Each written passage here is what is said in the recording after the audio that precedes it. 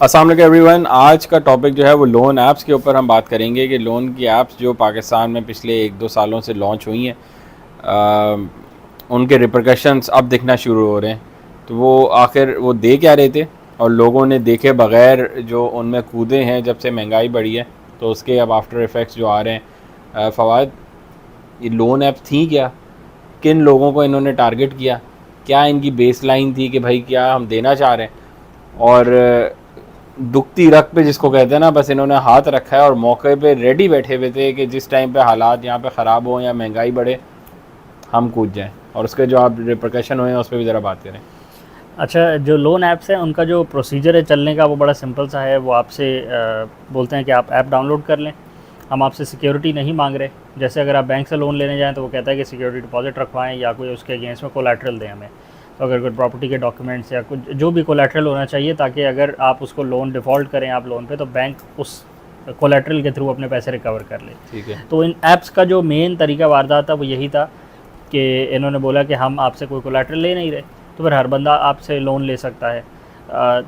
तो उसमें अगर आपके पास कुछ भी नहीं है और अगर एक मोबाइल फ़ोन ही है आपके पास, तो आप मोबाइल फ़ोन पे एप्लीकेशन डाउनलोड करेंगे और उसमें अपना बायो डिटेल्स डालेंगे, अपना NIC वगैरह डालेंगे, घर का एड्रेस डालेंगे और अपने किसी गारंटर का डालेंगे जो आपका कोई भी रिलेटिव भी हो सकता है। तो वो जितनी सारी डिटेल्स वो ले सकते थे लोन ऐप वाले, कि अगर फ़र्ज़ करें एक बंदा लोन ले रहा है तो उसके इर्द गिर्द के 10-15 लोगों का डिटेल्स ले सकते हैं, ताकि वो अगर डिफ़ॉल्ट करे तो वो बाकी लोगों के थ्रू प्रेशर डलवा के पैसे अपने वापस करवा लें। ठीक है। क्योंकि कोलैटरल तो कोई है नहीं, कोई सिक्योरिटी तो है नहीं, तो फिर वो गारंटी सिर्फ प्रेशर की बेस पे उनको पैसे रिकवरी की गारंटी थी। तो कितने पैसों की बात हो रही है जिसके लिए गारंटियर चाहिए? अब जो मैक्सिमम अमाउंट ये दे रहे थे वो को बहुत बड़ा 10 लाख 5 लाख का अमाउंट नहीं है। कोई ऐप 50,000 मैक्सिमम दे रही है, कोई ऐप लाख रुपए दे रही है, कोई ऐप 1.5 लाख रुपए दे रही है। अच्छा। इससे ज़्यादा की वो बहुत ज़्यादा बात नहीं है।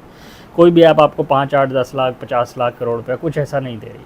तो अगेन ये जो पूरा मैकेनिज़्म है ये किसी को कोई सब्सटेंशियल अमाउंट देने का नहीं है, ये सिर्फ उसको फंसाने का है। अब जो फंसाने का तरीक़ाकार है वो बड़ा सिंपल सा है। फ़र्ज़ करें आपने 50,000 रुपये की डाली एप्लीकेशन में, मुझे 50,000 रुपये का लोन चाहिए, तो अब ये ऐप के ऊपर है कि वो आपको कितना लोन अप्रूव करके देती है। तो एक साहब ने ARY के एक TV चैनल है उस पर इंटरव्यू दिया था, अभी कल परसों की बात है। तो वो बता रहे थे मैंने 50,000 रुपये की लोन की एप्लीकेशन डाली, मुझे 2800 रुपये का लोन मेरा अप्रूव हो गया। अब 2800 रुपये के लोन में उनको मिला अब 2800 रुपये के लोन के पीछे जो उन्होंने पेमेंट्स करी हैं, रीपेमेंट्स करी हैं कर्ज़ा वापस करने की, वो 4,30,000 रुपये की वो कर चुके हैं रफली। ऐसा कैसे? सूद लग के। अच्छा। क्योंकि जो इंटरेस्ट लग रहा है वो कंपाउंडिंग इंटरेस्ट है। दूसरी बात, वो पर डे के हिसाब से कोई 3% 4% ले रहे हैं पर डे के हिसाब से, जिसका मतलब है कि 60 से 90 दिनों में आपको पूरी रकम दोबारा वापस करनी है जितनी आपने ली थी। अगर 1000 रुपये लिए थे तो 1000 रुपये दोबारा वापस करने हैं आपको 60 दिनों में। तो इस हिसाब से जो मार्जिन है, जो मार्कअप लगाया है, वो भी अनजस्टिफाइड है। दूसरा, वो जस्टिफाइड हो भी तो वो सारा सूद की कैटेगरी में आता है, तो वो हराम है सारा का सारा ही। और तीसरी बात ये कि जो अमाउंट दे रहे हैं 2800 रुपये की, क्या अमाउंट है 2800? जिस बंदे ने 50,000 रुपये की एप्लीकेशन डाली थी वो कह रहा था मुझे दुकान चलानी है, तो मुझे 50,000 की ज़रूरत थी, तो अगर 50,000 मिल जाता तो मैं दुकान चला लेता, कुछ मेरा सिलसिला चल पड़ता। बट उसको दिया 2800 रुपये। 2800 रुपये से उसका क्या होना है? 2800 रुपये भी उसको दे दिए, उसका कुछ उससे बना भी नहीं, और साल डेढ़ के अंदर उसका 4,30,000 रुपये के उस पर वाजिबात चढ़ चुके हैं। और वो कह रहा था अभी भी मेरी खलासी नहीं हुई। खलासी कैसे होगी? जब आप एक चुंगल में फंस जाएंगे तो फिर आपकी खलासी नहीं हो सकती। अगले को एक टारगेट मिल गया है कि अब इसको नचोड़ना है, तो आपको छोड़ेगा तो नहीं। दूसरा, अगर कोई पेमेंट नहीं करता तो फिर जिस के आपने NIC इनको पिक्चर्स भेजी हुई होती हैं वो उनको धमकाते हैं, डराते हैं, पूरी टीम्स होती हैं। और ये कोई नया दूसरी बात यह है कि कोई नया काम नहीं है। जो भी जिस भी चक्कर में आप फंसेंगे without collateral, without proper mechanism, without proper तरीक़ेकार, वो फिर कोई भी आपको फ्री में फेवर नहीं दे रहा होता। वो फिर अपनी रिकवरी के लिए फिर इस तरह के हथकंडे आजमाता है और लड़ाता है। यार, पर अगर आप कंपेयर करें डेवलप कंट्री से, वहाँ भी आपने देखा है कि इस तरह की ऐप्स लॉन्च हुई हैं। ये कोई नया आइडिया तो है नहीं कि पाकिस्तान ने क्रिएट कर लिया हो। सारी दुनिया में ये चीज़ें चलती हैं और ये बड़ी महज़्ज़ब तरीके से चलती हैं, और ये लोगों की आसानी के लिए ये ऐप्स बनाई जाती हैं कि भाई मुझे एक कपड़े ख़रीदने, मैं आपके बाय नाउ पे लेटर की ऐप यूज़ कर लेता हूँ कि कोई बात नहीं, अभी आप पेमेंट कर दो, मैं आपको किस्तों में दे दूँगा और मैं उसको किस्तों में पूरा कर देता हूँ। ये जो यहाँ पे लोग फंस रहे हैं, ये किस वजह से पड़ रहे हैं, मुझे ये समझाएं। क्योंकि ये ऐप्स, ये इसी तरह की ऐप्स सारी दुनिया में चल रही हैं और वो चल रही हैं, उनमें कोई फ्रॉड नहीं है, उनमें इतना लोग मर नहीं रहे, लोग खुदकुशियाँ नहीं कर रहे इतनी छोटी छोटी सी बातों के पीछे। पर यहाँ पे ऐसा क्या फ़र्क है जो लोगों को खुदकुशी करने पे आ गई ये बात? अच्छा देखें, ये है माइक्रो लेंडिंग की ऐप्स हैं। ये माइक्रो लेंडिंग की कैटेगरी में आती हैं। माइक्रो लेंडिंग में अब आपका अमाउंट मीजली सा अमाउंट है, 50,000 रुपये, लाख रुपये, ज़्यादा नहीं उसके होता अंडर है। अब उसमें चक्कर ये है कि ये सारा का सारा सेक्टर जिस तरह ये ऑपरेट कर रहा है ना, वो अनरेगुलेटेड तरीके से ऑपरेट कर रहा है। इशू ये नहीं है कि ये जो इसका ऑपरेशन है वो इलीगल है, मसला ये है कि ये क्योंकि ये अनरेगुलेटेड हिसाब से ऑपरेट कर रहा है, तो फिर ये जिस भी तरह ऑपरेट कर रहा है वो लीगल है क्या इलीगल है, ठीक है, वो प्रैक्टिसेस फेयर है या करप्ट हैं, हाँ। या वो ह्यूमन राइट्स को वायलेट कर रही है कि नहीं कर रही, वो कोई देख ही नहीं रहा और कोई उसको मैनेज ही नहीं कर रहा। तो लेंडिंग बोरिंग तो इस मुल्क में वैसे भी होती है और सूद की बेस पे ही चल रहा है पूरा मुल्क, गलत चल रहा है ना। 21%, 22%, 23% जो भी रेट चल रहा है इंटरेस्ट का स्टेट बैंक और बाकी कमर्शियल बैंक से दरमियान जो बोरिंग लेंडिंग चल रही है वो सारी इसी हिसाब से चल रही है ना। तो अगर आप 21% आप साल का कह रहे हैं ना, ऑफ कोर्स जब उसको आप डिवाइड करें तो 1.5% हुआ, 1.5% हुआ आता है वो महीने का, बिल्कुल। तो दिन का क्या बना, जो भी बना 0.03 और ये 3%, 4% रोज का ले रहे थे माशाल्लाह। ऑफ कोर्स, तो रेगुलेट ही नहीं हुआ ना। बोरिंग लेंडिंग तो देखें होती ही है ना यहाँ भी, जहाँ लोग फ़र्ज़ करें एक दुकानदार है और उसकी फ़र्ज़ करें वो दाल दलिया रखता है, वो कुछ भी रखता है, वो मसाले रखता है, चावल रखता है, वो कुछ भी रखता है अपनी दुकान पे, तो जिस बंदे से वो ख़रीदता है उसके साथ वो उधार करता है ना, अगर उसको क्रेडिट टर्म्स मिल जाए तो वो क्रेडिट करके बैठ जाता है कि 15 दिन बाद आपकी पेमेंट वापस कर दूंगा। तो उसमें एक राइजुल आम एक तरीक़ाकार है, एक नॉर्म सेट हुआ हुआ है कि चलो क्रेडिट करना है कर लो, मैं तुम्हें ज़्यादा दबाऊँगा नहीं।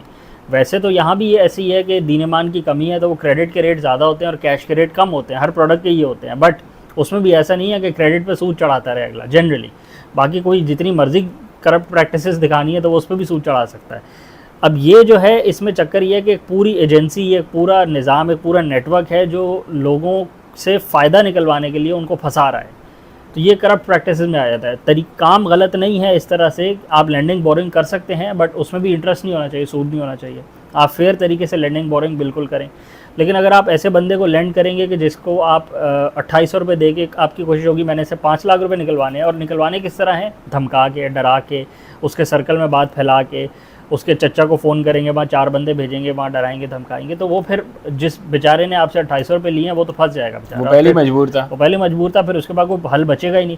उसके बाद 2800 रुपये ही नहीं थे तो उसने अब आपको 4-4.25 लाख रुपए कहाँ से देने, तो फिर वो सारी की सारी गलत कैटेगरी में चला जाएगा और फिर जो उसके रिजल्ट्स और उसके कॉन्सिक्वेंसेज है।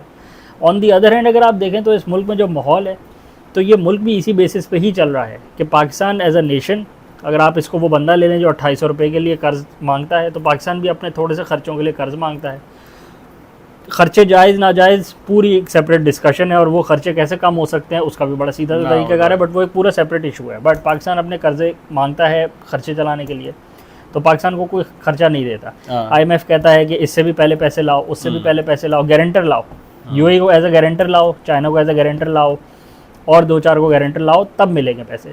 तो अभी जो पिछली दफ़ा डिरेल हुआ है, अभी जो जून में डिरेल हुआ पूरा आपस के मुआहदे, वो इसीलिए डिरेल हुए कि आप एक्सटर्नल फाइनेंसिंग नहीं कर पा रहे, आप गारंटर नहीं ला पा रहे। मतलब 2800 रुपये लेने के लिए अगला बंदा अगर आपको कह दे कि 10,000 रुपये के पहले गारंटर लाओ, वो तुम्हें 10,000 रुपये देगा तो मैं तुम्हें 2800 रुपये दूंगा। ये हो रहा था पाकिस्तान के साथ, तो डिट्टो वही सिनेरियो है, कोई फ़र्क नहीं है। दूसरी बात, अब जब आपने 10,000 रुपये कहीं एक्सटर्नल फाइनेंसर से पकड़ लिए 2800 रुपये लेने के लिए, तो फिर 2800 रुपये देने के लिए आपको मैं ऐसी शर्त रख दूं आप पे कि अब ये 2800 रुपये देने के लिए आपने अपने घर पे खाना, दाल चीनी चावल लाना ही नहीं है, या आपने घर वालों पर टैक्स लगा देना है, या आपने ये शराइतें इनको फॉलो करना है। अब वो शराइत जो भी हों, बट उसको कोई चेक ही नहीं कर रहा, क्योंकि उन शराइत के जो रेपरकशंस हैं वो तो फिर उन 8 लोगों, उन 10 लोगों पे आने हैं कि जिनके ऊपर वो शराइत लागू हो रही है। बिल्कुल इस मुल्क में भी ऐसी है कि अगर आप 1 बिलियन 2 बिलियन डॉलर्स का लोन ले लेते हैं IMF से, उसके पीछे जो टर्म्स एंड कंडीशंस को आपने एग्री किया होता है, वो एक तो क्लैरिटी से ओपनली डिस्कस नहीं होती, वो ओपन डिबेट में रखें ना, वो आप रख दें मुल्क के सामने कि इस पर रेफरेंडम क्या कराना है, रेफरेंडम भी यहाँ पे वो चेंज कर लेते हैं, बट मुल्क के सामने तो रखें, उस पर डिबेट तो होए, ताकि लोगों को पता लगे कि जो भी बंदा लोन ले रहा है, जिस भी टेन्योर में ले रहा है, वो आज ले रहा है या कल ले रहा है या 100 साल पहले ले रहा था, वो किन बेसिस पे ले रहा है, ताकि लोगों को पता लगे कि जो लोन मिलता है ये फ्री में नहीं मिलता। फिर इसको वापस करने के लिए जो हालात होते हैं वो यही हो जाते हैं फिर, जो अभी हो गए हैं। बाकी कोई मसला नहीं है, कोई मुल्क में कोई कमी नहीं है चीज़ों की, कोई रिसोर्सेज की कमी नहीं है, कोई लोगों की कमी नहीं है, बट वो जब आप लोन के शिकंजे में जकड़े जाते हैं तो फिर वो यही हालात होते हैं। At the end of the day आपके वही हालात होने हैं। तो उस प्लस ये तो होते हैं टर्म्स एंड कंडीशंस, प्लस 2800 रुपये के अगेंस्ट में प्राइवेट बंदे ने 4 लाख 4.25 लाख रुपये दिए, तो पाकिस्तान का भी यही हाल है कि पाकिस्तान ने जो टोटल बोरिंग करी होगी आप उसका नंबर निकाल लें, और पाकिस्तान कितना रीपे कर चुका है। अब आप देखें ना, आप सुनते हैं कि 75 अरब रुपए या कितने 45 अरब डॉलर्स, रुपए नहीं सॉरी 70 अरब डॉलर की फिगर आती है कि वो आपने रीपे करनी है अगले 1 साल के अंदर। इतने डॉलर 35 आती है, तो 35 बिलियन डॉलर्स तो आप लेते ही नहीं है इनसे, 5 सालों के टेन्योर में भी नहीं आप इनसे लेते, तो आपने 1 साल में वो रीपे करने होते हैं। तो अगर आप नंबर्स को निकालें तो वो बिल्कुल ये वही लोन अब करने हैं, अब पहली दफ़ा करने हैं इतने, ये वही आपके वाली बात है कि आप फंसे हैं ना, हम आगे एक कंपाउंडिंग इफेक्ट तो आएगा ना कभी ना कभी जाके, तो आप फंस जाएंगे ना।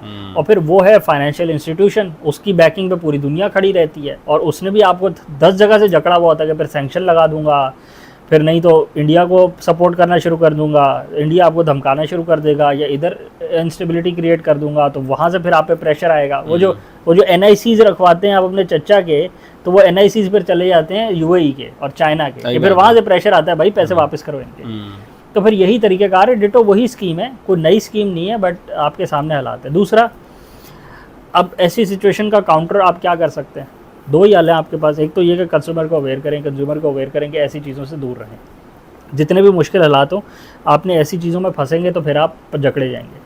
ऑन दी अदर हैंड आपको माइक्रो फाइनेंसिंग भी करनी पड़ेगी, आपको माइक्रो लैंडिंग भी करनी पड़ेगी। अच्छा, वो अखुवत और कुछ कंपनीज़ हैं जो कि माइक्रो लैंडिंग करती हैं, अब वो बहुत बड़े मैसिव लेवल पे करती हैं, वो कोई छोटी नहीं है। बिल्कुल। पर मेरा ख्याल है कि ये बहुत इजी वे आउट निकल आया था ऐप का कि भाई मुझे किसी को बताने की ज़रूरत ही नहीं। ऑफ कोर्स अखुवत वाले को भी प्रॉपर आपको प्लान लिख के देना है, उसने समझना है। देखिए ये शॉर्टकट जो है ना, असल में लोग उसमें मारे जाते हैं। बिल्कुल ऐसे कि ईजी वे आउट ढूंढ लेते हैं कि यार मुझे तो भाई सस्ता मिल रहा है ना पैनल, कोई बात नहीं, देखी जाएगी, साल बाद सड़ गया फिर बैठे देख रहे हैं हमारे साथ क्या हुआ, मुझे तो किसी को बोलना नहीं पड़ रहा, कुछ लिखत पढ़त नहीं करनी पड़ रही, बस ऐप में डाउनलोड करता हूँ, मुझे वो 15,000 2800 जो भी है वो दे देते हैं, मेरे लिए सुखी सो गए। ये जो इजी वे आउट्स है ना, ये आधा मुल्क हमारा तो इसकी वजह से बर्बाद हो गया, और हम लोग हमेशा शॉर्टकट ढूंढते हैं। बिल्कुल ऐसी सीधे तरीके पे चलने को हमें लगता है कि पता नहीं क्या हो जाएगा, और इसी वजह से हम मार खा जाते हैं। और स्टेट लेवल पे भी यही मसाइल है ना, स्टेट पे भी यही कि आप बोरिंग कर लें अभी और बोलेंगे चलो इस साल का बजट तो निकल गया ना, इस साल के जो मसाइल है वो हमने दे दिए, बजाय इसके कि आप मुल्क सीधा कर लें, चीज़ों को सीधा कर लें, इंस्टीट्यूशंस के लॉसेस ख़त्म कर लें, चीज़ों को प्रॉफिटेबल कर लें। किसी और ने आगे तो नहीं खुद ही करना है, किसी और ने तो यही करना है जो वो कर रहा है कि आपको ब्लेंडिंग करके आपको पैसे दे दे। देखिए किसी ने आगे आनी बैठ जाना, किसी को शौक नहीं है कि वो यहाँ आगे बैठ के एज अ फॉरेनर अपनी डिफरेंट शक्ल ले। 1800 की तो सदी नहीं है ना कि वहाँ से गोरा आएगा और फिर आप पे आके काबिज हो जाएगा। क्यों आएगा मुझे बताएं, आप उठ के अफगानिस्तान चले जाएंगे क्या? नहीं जाएंगे ना यार, आपके हालात देखें, आप क्यों आएगा आपके पास? क्यों आएगा? नहीं आएगा। हालात तो देखिए आपने, या तो जो अपने हैं वो छोड़ छोड़ के जा रहे हैं, यही बात, तो वहाँ से उठ के यहाँ क्या करने आएगा? वो जो उसने जो उठ के आके करना था ना, वो उसके उठ के आए बगैर ही हो जाए, आप खुद ही करे जा रहे हैं, क्या उनको पता है कि आपको समझ ही नहीं आ रही। बिल्कुल, तो वो यही तरीक़ेकार है, उन्होंने आपको लैंडिंग करते रहनी है, आपने उनसे बोरिंग करती रहनी है। जिस रेट पे उन्होंने करनी है वो भी एक अनजस्टिफाइड रेट होना है, वो जिस टर्म्स एंड कंडीशंस पे होनी है वो भी आपके लिए डेट्रीमेंटल है। और आपने जब कोई चीज़ें ठीक ही नहीं करनी तो फिर आप इसी चुंगल में फंसे रहेंगे, और वैसे ही फंसे रहेंगे जैसे वो इंडिविजुअल फंसा रहता है जो सिर्फ 50,000 रुपये के लेने के लिए वो 2800 रुपये सिर्फ उसे मिलते हैं, और फिर उस चुंगल में वो फंस के 50,000 रुपये से 8 गुना ज़्यादा पैसे कमा बैठते हैं। हमेशा लालच नहीं करें, सीधे तरीके से करें। 2 महीने 3 महीने की जॉब कर लेते हैं, 20-20 हज़ार रुपये की, हो सकता है आपके पास 50,000 जमा हो जाते हैं। ठीक है, आप, मैंने ऐसी एग्जांपल दी है, आप किसी रिश्तेदार से मांग लेते, हो सकता है वो आपको दे देता है। सीधे तरीके से काम करें, शॉर्टकट की तरफ ना जाएं, वरना हमेशा फंस जाएंगे। और यही हाल मुल्क का भी है कि अगर हमारे इदारों में लॉसेज हैं, या तो उनको प्रॉफिटेबल कर लें या उनको बेच दें और उनसे पैसे ले लें, उसमें भी कोई फ़र्क नहीं पड़ता। पर आप अपने लॉसेज लेके मुल्क को नहीं चला सकते। आप अपने मुल्क को प्रॉफिटेबल कर लें, अपने खर्चे कट डाउन कर लें, आपको डॉलर लेने की ज़रूरत ही नहीं पड़ेगी। बोले जितने का सामान बेचोगे उतने का ही खरीदूंगा, अब आगे खरीदूंगा ही नहीं मैं ज़्यादा, रोक दें सारी चीज़ें। कोई मुश्किल हो गई, अगर 8 महीने आपने रोक के रखी हर चीज़, तो कुछ नहीं हो गया, सारे जिंदा हैं, सारे जिंदा हैं। जितने 230 मिलियन या पता नहीं 24 करोड़ बंदा इस मुल्क में घूम रहा है, कुछ भी नहीं उखड़ा। तो फिर मुसीबत क्या पाली हुई आपने, जो आप डॉलर ले लेके इंपोर्ट खोल लेते हैं अपनी। बिल्कुल ऐसी सिर्फ नियत की बात है, मैल प्रैक्टिसेस है, और समझ की बात है, कॉन्फ्लिक्ट ऑफ इंटरेस्ट भी आ जाता है। फिर वहाँ से एलसी बंद करके स्मगलिंग का रास्ता खोल देना और उससे माल मंगवाते रहे, तो फिर वो नेट इफेक्ट तो फिर वो एक ही रहता है ना कि चलो वो डॉलर्स भी स्मगल हो जाते हैं, जिसको आप रोक रहे होते हैं वो खुद ही स्मगल शुरू हो जाता है। यही बात, नई कहानी शुरू हो जाती है। तो खैर कामों को सही तरीके से करना चाहिए। दो काम है, एक तो एफआईए अब जो छापे मार रही है, फिजिकली ऑफिसेज को बंद कर रही है, वो तो चलें कर रही है, अच्छी बात है, बट क्योंकि डिजिटल काम है, ये सारा डिजिटल स्फीयर से वर्क कर रहा है। आप पाकिस्तान में बंद करेंगे आज, वो सारे अपने हेड ऑफिसेज उठा के यूएई चले जाएंगे, ओमान चले जाएंगे, वहाँ चले जाएंगे जहाँ उनको कोई मसला नहीं होगा। फिर आप उनको कैसे बंद करेंगे? नहीं कर पाएंगे। तो हल आपके पास यही है कि आप डिजिटली चीज़ों को देखिए। डिजिटल आप पुलिसिंग नहीं कर सकते, आप उस पर क्रैकडाउन नहीं कर सकते। ओपन दुनिया है, आपने इस पर रूल्स बनाने हैं, आपने एक फेयर पॉलिसी का फ्रेमवर्क बनाना है कि उसके अंडर जिसने ऑपरेट करना है वो कर ले। फिर उन गाइडलाइंस को जो भी वायलेट करता है आप उसको बंद करवा दें, और जो उन गाइडलाइंस को फॉलो करता है उसको ऑपरेट करने दें। जो डिजिटल लैंडिंग का बेसिक कॉन्सेप्ट है वो तो बुरा नहीं है ना, बिल्कुल, कि मुझे अगर 10,000 रुपये चाहिए, बिल्कुल थोड़ी सी अमाउंट है तो कोई बात नहीं, मुझे आसानी से मिल जाए, बिल्कुल मेरे लिए आसानी हो। पर उसमें जो नाजायज प्रॉफिट का आंसर है उसको आप रुकवा लें। उसको तो गवर्नमेंट या एफआईए का काम है ना कि वो उसमें रूल्स एंड रेगुलेशन लिया है कि भाई जो मार्केट का रेट चल रहा है या तो फिर मैं उस पर दूंगा, मैं उससे ऊपर या नीचे नहीं कर सकता। जिस रेट पे बैंक चल रहा है आप उस पर दे लो, बिल्कुल कोई बात नहीं, जिसने लेना है ले ले 21-22% दे के। ये थोड़ी कि आप दिन का 3% लगा के ज्यादा होशियारी दिखाओगे, वो तो अगला फंस जाएगा ना, फिर अगला भी फंस जाएगा। और फिर एफआईए और फिर हमारा मुल्क कर क्या रहा है, फिर कानून कर क्या रहा है? कुछ भी नहीं कर रहा। आप बोलेंगे ये ट्रॉफी उठाओ, नहीं दोगे वहीं गोली मार दूंगा तुम्हें, यार ये क्या बात हुई? आप मतलब कोई कानून वानून नहीं है क्या? कहानी क्लोज हो चुकी है। सही। और सो रहे हैं, जब बंदा मर जाए जिसने सुसाइड कर लिया उसके बाद आप जाग रहे हैं सारे कि यार अब हम करते हैं कुछ, अब हम पकड़ लेते हैं। और दूसरा भाई आप पहले ही कर लेते हैं। दूसरा ये तो वो है जो आगे से रोक रहे हैं, जिन्होंने पिछले पैसे दिए हुए हैं और वो दिए जा रहे हैं, वो दिए भी जा रहे हैं। एक वो कहानी है, उनको तो उनकी कहानियां तो नहीं खलासी हो रही। दूसरा जो दे चुके हैं उनकी रिकवरी भी नहीं होगी। तो ये सारा का सारा सिस्टम ऑपरेट करता रहा है इन्हीं के अंडर, मतलब इसी मुल्क की छतरी के अंडर ऑपरेट करता रहा है और किसी को फ़र्क नहीं पड़ा। और आगे भी रोकने के लिए जो मैकेनिज़्म अप्लाई करे हैं कि फ़िज़िकल छापे मारेंगे, तो फ़िज़िकल छापों से काम रुकने वाला नहीं है। ये फ़िज़िकल छापे जब होते थे तब जब ऑनलाइन काम नहीं होता था ना, अब ये काम ऑनलाइन है। गूगल प्ले स्टोर पे ऐप पड़ी हुई है, आप फिज़िकली उसको छापा मार के आज बंद कर देंगे। जो उसका ओनर है ऐप का वो पता नहीं कहाँ बैठा हुआ है, वो हो सकता है पहले से ही अमेरिका में बैठा हुआ या लंदन में बैठा हुआ या जहाँ भी बैठा हुआ, तो वो तो उसको फ़र्क नहीं पड़ेगा। वो अपना नाम चेंज करके, ब्रांडिंग चेंज करके, कस्टमर का डेटा सेट तो उसके पास है ना, प्रोफाइल तो है। और कौन सा कोई फेयर पॉलिसी, फेयर प्रैक्टिसेस के थ्रू वो वर्क कर रहा था, पहले 2 नंबरी कर रहा था। उन्हीं लोगों को दोबारा धमका के, डेटा तो उसके पास है, वो बोलेगा मेरे पैसे वापस करो, तुम लोगों ने तो देने हैं। तो जब पहले ही 2 नंबर काम, तो आगे भी 2 नंबर करता रहेगा। तो खैर एक ट्रेजिक सिचुएशन है, ट्रेजिक हालात हैं, बट ट्रेजिडी अवॉइड की जा सकती है और बहुत आसानी से अवॉइड की जा सकती है। इसमें दोनों पार्टीज़ को अवेयरनेस बढ़ाने की ज़रूरत है और स्टेट को अपनी इन्वॉल्वमेंट फेयर तरीके से बढ़ाने की भी ज़रूरत है। स्टेट भी बिला वजह चीज़ों को बैन करके बस बोले ये ब्लैंकेट बैन है, इससे हल निकलेगा। बैन तो हमेशा स्टेट उस चीज़ को करती है जिसकी उसको समझ ही ना है। सही, क्योंकि दुनिया में कोई चीज़ ऐसी बैन नहीं होती। हर महज़ब मुल्क में, हर डेवलप कंट्रीज़ में उसके रूल्स एंड रेगुलेशन निकाले जाते हैं। अगर आप नल्ले हैं और आपको पता नहीं है तो गवर्नमेंट अपने आप को इस तरह एक्सपोज कर लेती है, इसको बंद कर दो, इसको बैन कर दो। सही है। और ये सिर्फ गवर्नमेंट का हाल नहीं है, ये हमारे बिजनेसेस और नीचे से ऊपर तक हम सबका यही हाल है कि जो हमें समझ नहीं आता हम बोलते हैं उसको तो रोक दो ना जरा, अभी हमें समझ ही नहीं आ रही।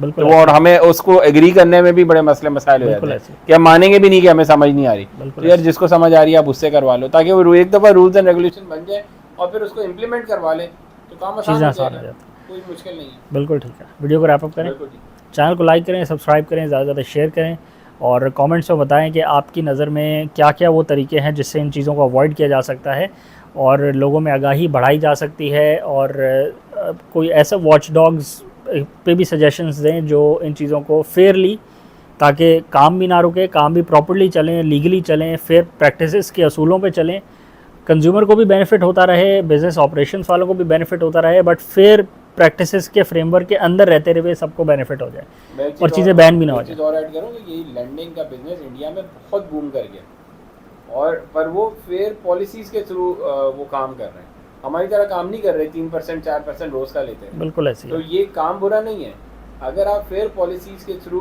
गवर्नमेंट पॉलिसीज़ बना लेना और लोगों को आगे करे तो बहुत सारे लोगों का इससे फायदा हो सकता है। बिल्कुल ऐसी है, जिसको छोटे छोटे मीजली अमाउंट चाहिए, बिल्कुल। उसका उससे गुजारा हो क्योंकि देखें बैंक इन इट सेल्फ तो आपको लेंडिंग करते हुए 100 दफा सोचता और है इतनी छोटी कि लैंडिंग वो करता हाँ, भी नहीं ना, और और मेजॉरिटी को फवाद बड़ी लैंडिंग नहीं चाहिए। सही है। उस बेचारे का इतना बड़ा प्लान नहीं है कि उसको 10-20 करोड़ रुपए चाहिए, वो तो 15-20 हजार उसने 40,000 की 10-20 कहानी ले का भी पता लिए तो वो फिर वापस ही नहीं कर वो नहीं पाएगा कर ना, वो सकता। तो ज़ाया हो तो जाएंगे। मेजॉरिटी आवाम जो है वो तो निचले तबके के उसके तो अकाउंट भी नहीं है बैंक में, सही है, तो उसने क्या बैंक से पैसे लेने हैं? बिल्कुल बैंक ऐसे। के पैसे तो इन्होंने अपने लिए तकरीबन रखे हुए हैं कि ऐसे ही हमें जो होता है। चाहिए वो हम ले लिया बिल्कुल जाए। ऐसी है, तो इनके लिए क्या होगा? इनके बिल्कुल लिए भी तो कोई मैकेनिज्म होना चाहिए ना, बिल्कुल ऐसी है, जो आवाम नीचे बैठी हुई है और जिसको थोड़ी सी अमाउंट चाहिए। बिल्कुल ऐसी है। बट वो वही वाली बात है कि वो फेयर रूल्स के अकॉर्डिंगली हो तो फिर तो वो बेनिफिशियल हो जाए, और अगर वो ओपनली होगा और उसमें कोई फेयर प्रैक्टिस वाली बात ही नहीं आएगी तो फिर वो उसके हालात ये निकलेंगे जो अभी हमारे साथ निकल रहे हैं, इंडिविजुअल लेवल पे भी निकल रहे हैं और स्टेट लेवल पे भी निकल रहे हैं। स्टेट लेवल पे भी हमें बोरिंग की ज़रूरत है, और अगर हम ऐसे इंस्टीट्यूशंस को यूज़ करें या ऐसी हम कोई ऑर्गेनाइजेशंस बनवाएं, हमारी पावर तो कोई इंटरनेशनली अब है नहीं, हमारी को सुनता भी नहीं हम है, अपने खर्चे ही कम हाँ, करके अपने डॉलर अपने हाँ, तो हम इससे जान छुड़ाएं, अब हमें बोरिंग की ज़रूरत ही ना वरना पड़े। फंसे ही रहे हैं। बिल्कुल ठीक है। चैनल को लाइक करें, सब्सक्राइब करें, ज़्यादा से ज़्यादा शेयर करें। आज के लिए यही था, थैंक यू।